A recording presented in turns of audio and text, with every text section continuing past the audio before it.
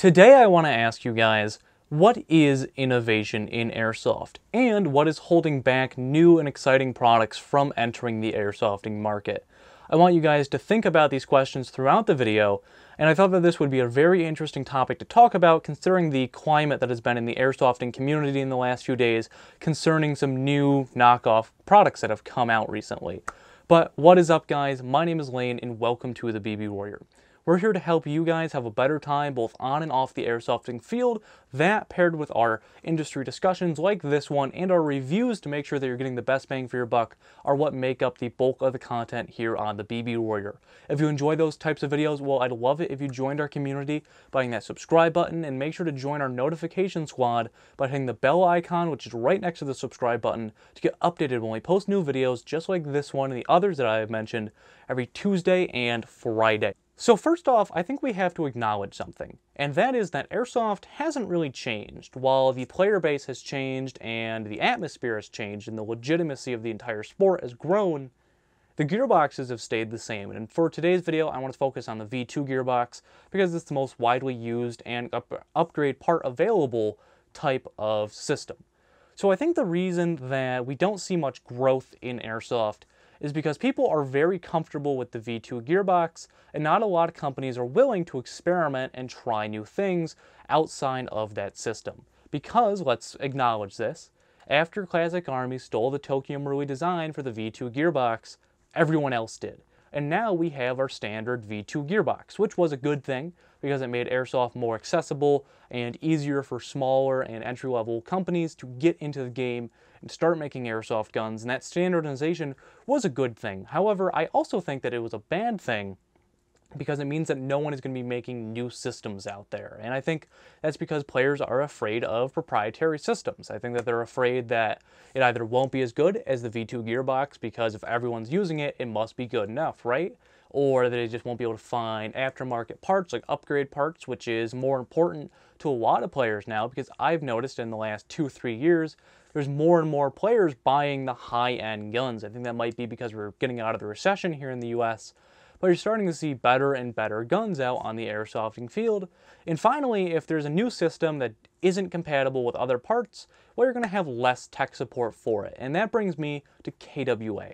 Now, when the 2GX gearbox came out, that was a pretty good system compared to what was already out there. The VFCs and GMPs of those days weren't the best systems out there. They're not the polished and refined systems that we're seeing now, and Crytek obviously didn't exist back then, so the 2GX gearbox was a great system. It did have some problems, and it isn't as good compared to airsoft guns that are coming out today, but at the time, it was a very good system. So the issue with that is that because it was all KWA parts, and you had to use the KWA parts because it wasn't a standard V2 gearbox, well, no one made parts for it, and it kind of withered away and died. And because of some of the failures of KWA, you saw companies like Crytek emerge from KWA, and Crytek arguably makes the best airsoft gun out of the box now.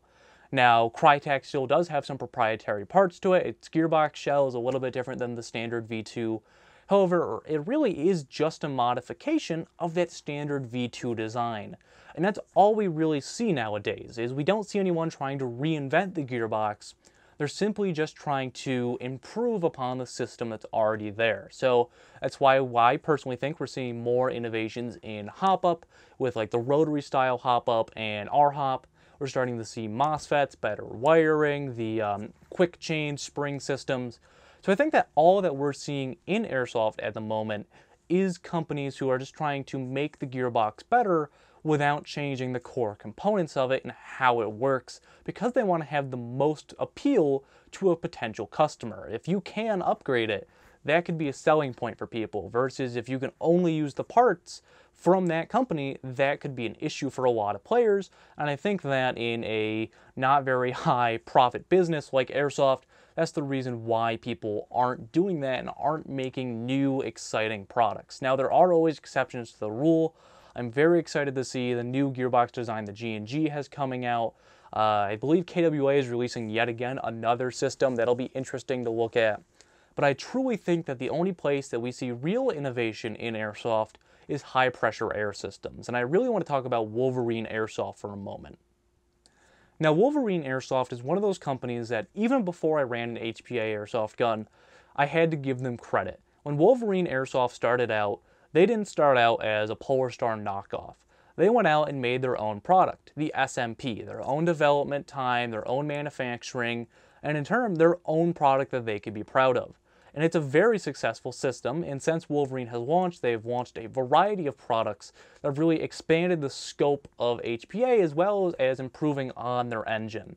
The Inferno Gen 2, which I own 2 of them at the time, and the Wolverine Inferno, or the Wolverine Hydra Gen 2, have both really defined the Wolverine system, and they are great engines. I haven't had a chance to use the Hydra, but if it works just as well as my Inferno, the Hydra is just for offset nozzles, for those of you who aren't familiar, well, I don't think that we're going to see any issues with Wolverine products in the future. I'm currently doing a review on my Inferno Gen 2, getting some testing in with it, and I just can't get the thing to break. But I know we're getting off topic, but Wolverine has released a ton of products besides just their engines, like the Wraith stock so that you don't have to carry a line, the storm regulators, the bolt for snipers.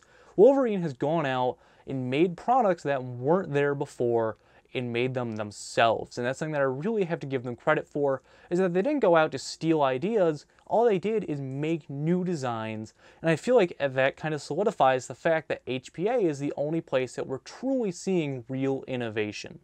Now, I do want to mention Tippmann because they did make their own system for Airsoft, and while it's not my personal favorite, I do have to give them credit for making their own system rather than copying a different HPA system that already existed on the market like some other companies have. In fact, it really seems like the only company that players trust to make a new system is Tokyo Marui themselves, and I think that the only AEG that has had really good success that isn't a stock V2 is the next gen recoil shocks by TM. And I think that those are impressive, and a lot of people are gravitating towards them because of the features that they offer over an AEG. It may be the brand recognition because Tokyo Marui makes some top-notch airsoft guns.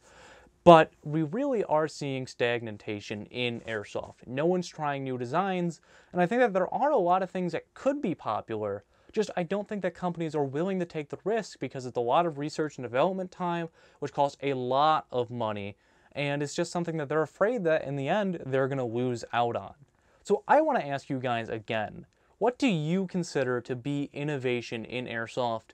And do you agree with me to the fact that I believe that the player base is what's holding back development in airsoft because we're afraid that it just won't be as good as what we have now?